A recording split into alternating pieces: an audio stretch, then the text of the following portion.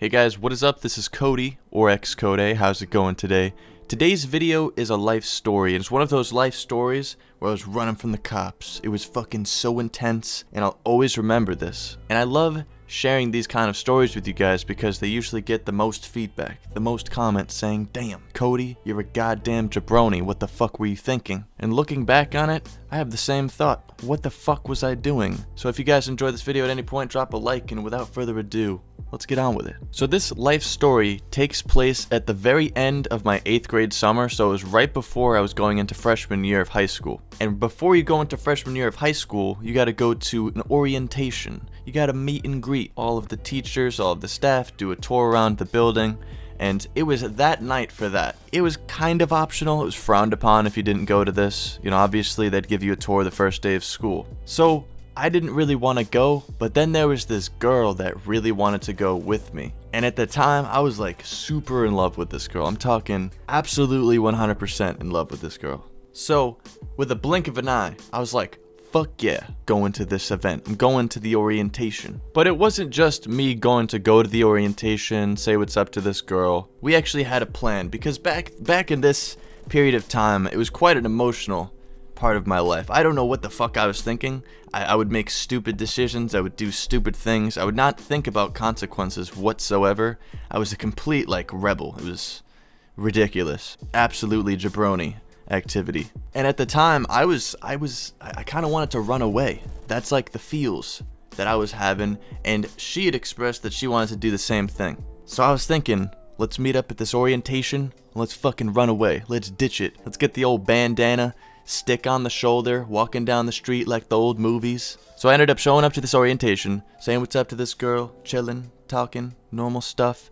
And then it comes time to everybody going to the orientation, and we're like, let's fucking dip. So we bolt out the door. And I'm fucking scared as shit at this point because this was before I had left school, before anything I did in high school, which is like the pinnacle of when I used to do shit. So we get outside. I remember looking around, it's getting dark, and I just had this overwhelming feeling of just fucking paranoia, thinking that everybody's looking for us. But I'm also feeling good because I'm with this girl, we're chilling, we're hanging out, we're having a good time.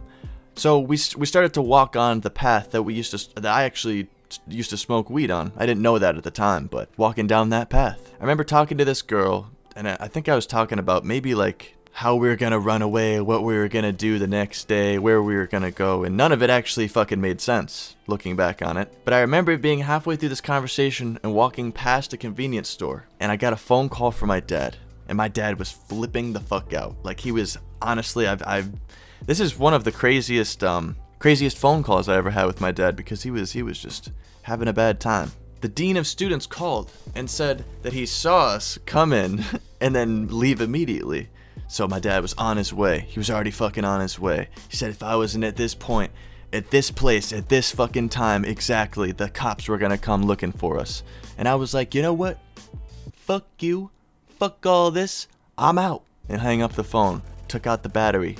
Man, don't ever do that to your parents. It's fucked up. And at this point, I could see the girl was like, oh shit. She started to get a little spooked too because she figured her parents are going to start looking for her too. So she took out the battery of her phone and we kept going. We had a hustle going at this point because we figured everybody was looking for us. The fucking cops were going to come. It was getting crazy. So I remember it got to one point where there was a large opening of buildings and parking lots, so we didn't want to cross that way. We had to go a little bit sneakier. We had to go the secret way. So what we ended up doing was crossing the main road. We crossed the main road, and we're in people's yards at this point. And I remember specifically looking down at the road and seeing my dad's truck drive by, and I was like, oh shit. And I was hiding behind a bush. Oh my god, that feeling, dude, of almost getting caught is the ultimate adrenaline. Ridiculous. And we're fucking dodging through yards, going in between bushes, behind trees, trying not to be seen by any car on the road. And it got to a point where we got to one of my friend's houses that we used to always smoke. Actually, I think it was the Altoid store. If you guys watched that video, one of my previous videos, it was that guy's house. He wasn't home.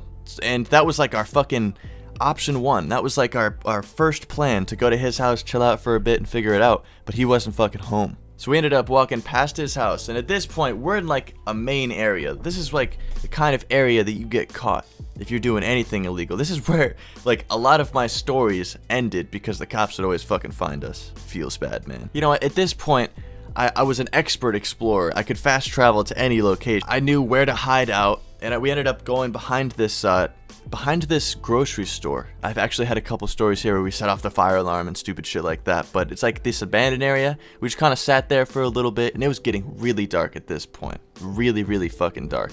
We moved on from there to this playscape, and I remember at the playscape, this is where we had the conversation that we were like, what the fuck are we doing right now? And I was still very, very confident. I was very, very persistent as to wanting to keep going, wanting to actually go through with this. I could see the doubt in her eyes, but I could tell that she still wanted to do it as well. So we decided to keep going. We decided to run away officially. We kept walking down the path. And at this point, the path led from the path being on a road to the path being in the woods. And we're walking through the woods, man, at night. And when you're in the woods at night, alone, and you realize that you don't have a home, like, think about that. You're running away from home, and it's dark, it's late at night.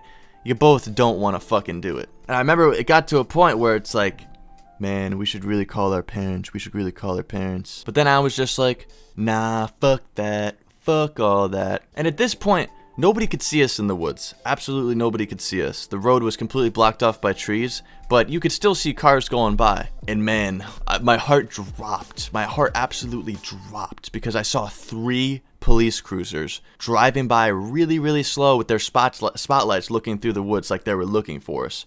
Can you even imagine how that feels? I remember looking at her like, we need to go, run, just fucking run. We just fucking bolted. We just fucking ran as fast as we fucking could. I remember we made it all the way to this bank parking lot, and she was just like, listen, Cody, can't do this anymore. We can't be running away. This is stupid. We gotta go home. And I was like, yeah, fuck that. I'm not trying to get arrested. Fuck that. Because I was young at this point, man. You gotta remember, I was like probably 13 years old. So I put my battery in my phone, and oh man,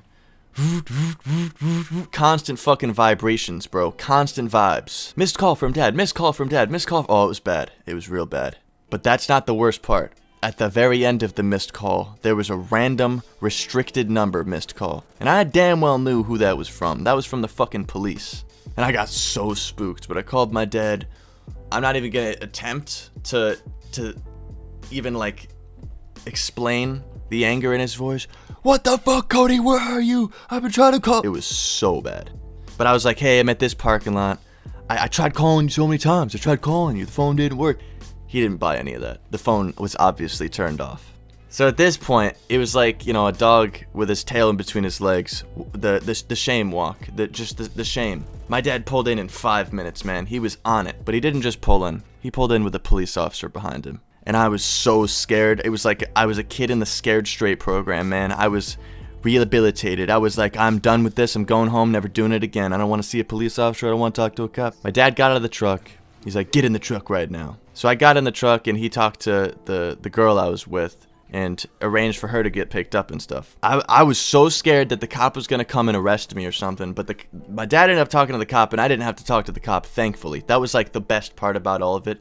Oh, but the fucking roasts when I got into the car. It was like I was on Comedy Central. He made me feel really disappointed. Like, he was like, Cody, I'm really fucking disappointed. He gave me the guilt speech, man, the guilt speech. And, you know, the thoughts went into my head. What the fuck was I thinking?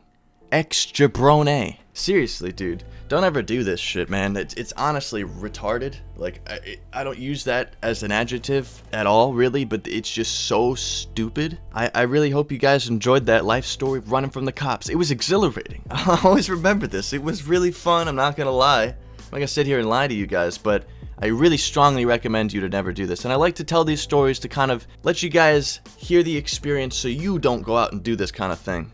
So hopefully the message went across. Hopefully you guys enjoyed. Regardless, drop a like if you guys enjoyed. Follow me on Twitter and Instagram. Links in the description. I want you guys to have yourself a snazzy day. Stay high, stay lifted. Peace.